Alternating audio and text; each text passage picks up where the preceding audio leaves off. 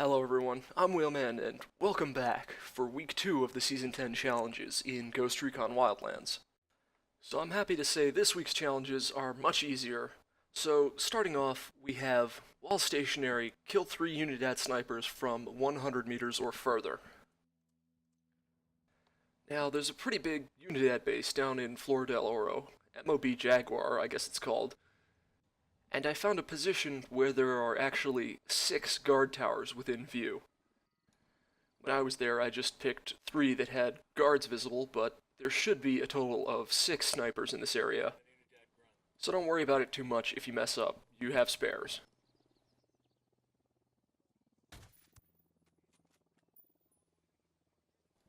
Some of them started moving around after I got done setting up, but I was in no hurry, so I just let them walk back into my sights.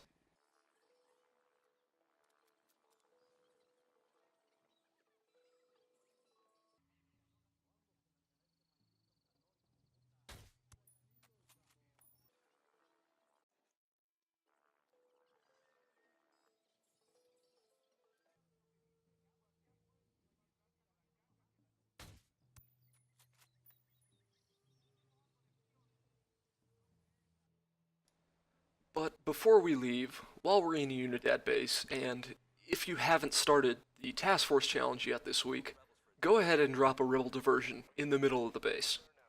I will go more in depth into it when we get to the Task Force challenge, but this should help you progress.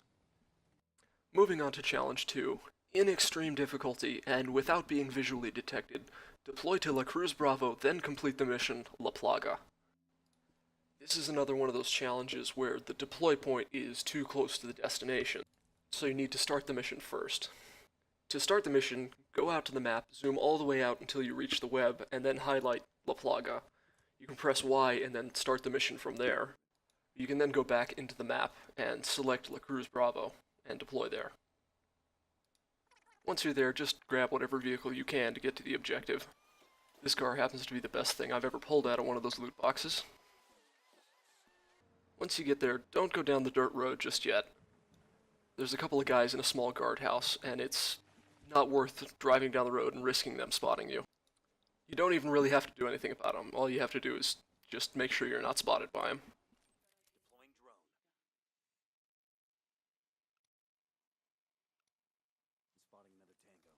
The best way to clear out this area is to call for a rebel diversion, and you can use the rebel spotting to make sure that you've got them all.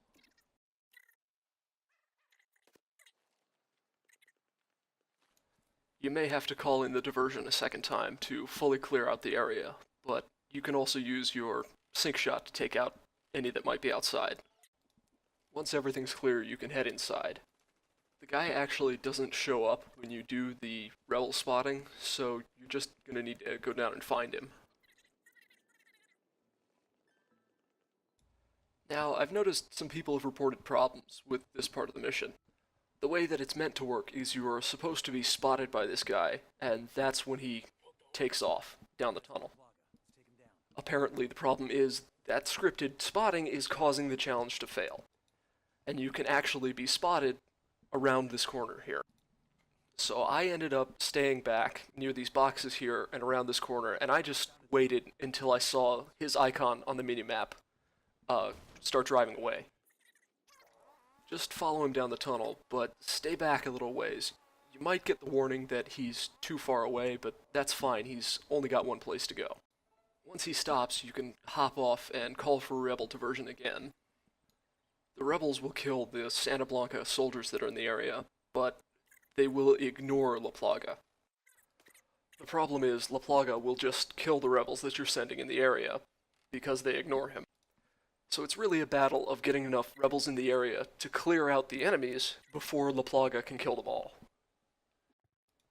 Once you've cleared enough of the enemies, you can just move up and kill La Plaga. For me, he decided to cooperate, and he ran out into the road to kill the last couple of rebels that were there, so I was able to just shoot him through the mouth of the tunnel. If he's still hiding inside the building for you, that's not a problem, because either an HTI or an MSR will make short work of the walls between him, and he's very easy to kill.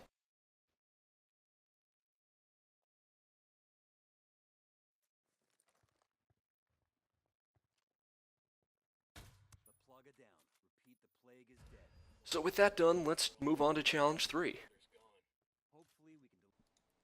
So the last solo challenge this week is, in extreme difficulty and using only CQC, deploy to San Mateo Alpha, then complete the mission, Operation Silent Spade.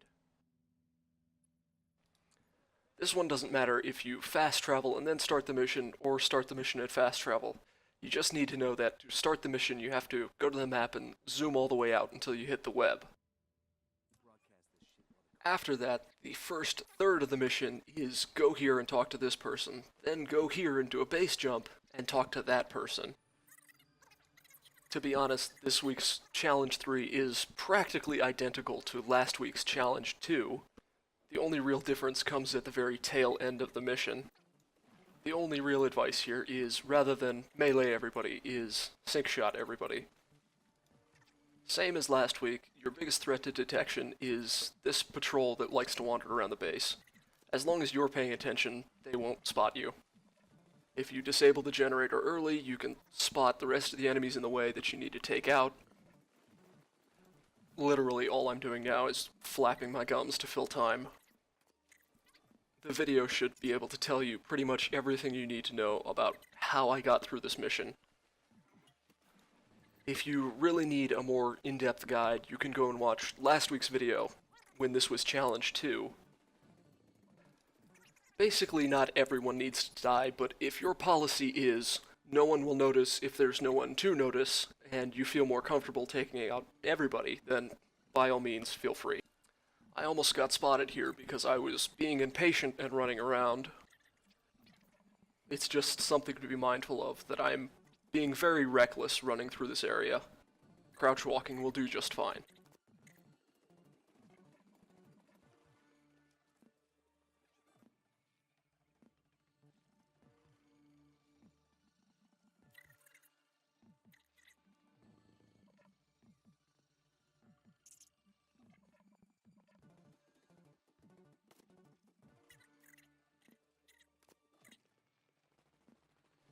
When you finally reach the helicopter, don't forget to hang around and make sure that Dummy gets in. Be careful when you're taking off, because this helicopter does not like to do anything quickly, and you can't really dodge those anti-aircraft missiles.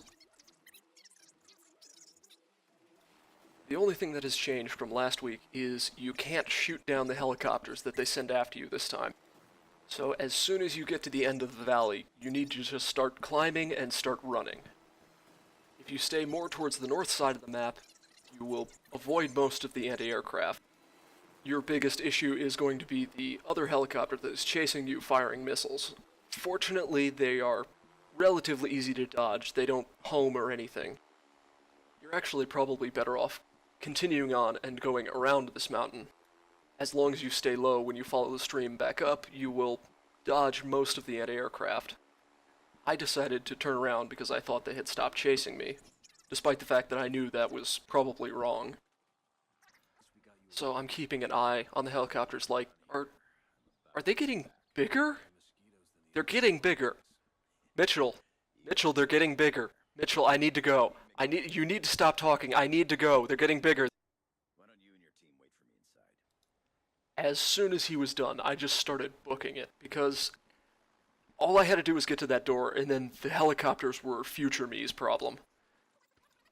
And let's be honest, past me is a real dick to future me.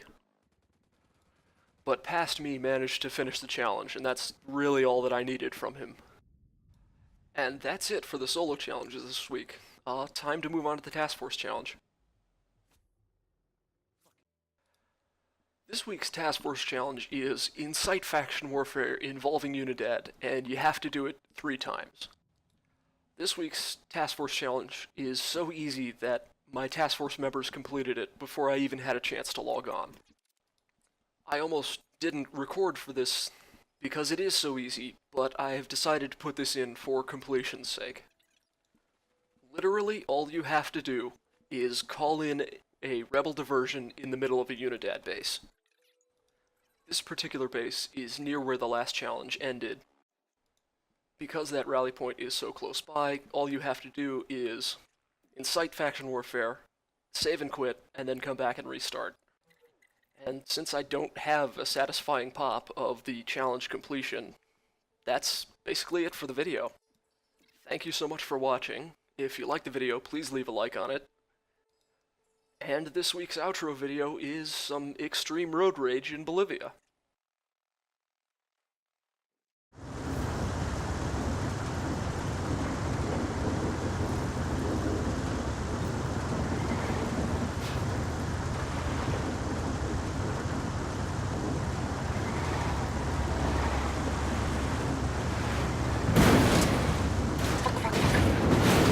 Shitballs.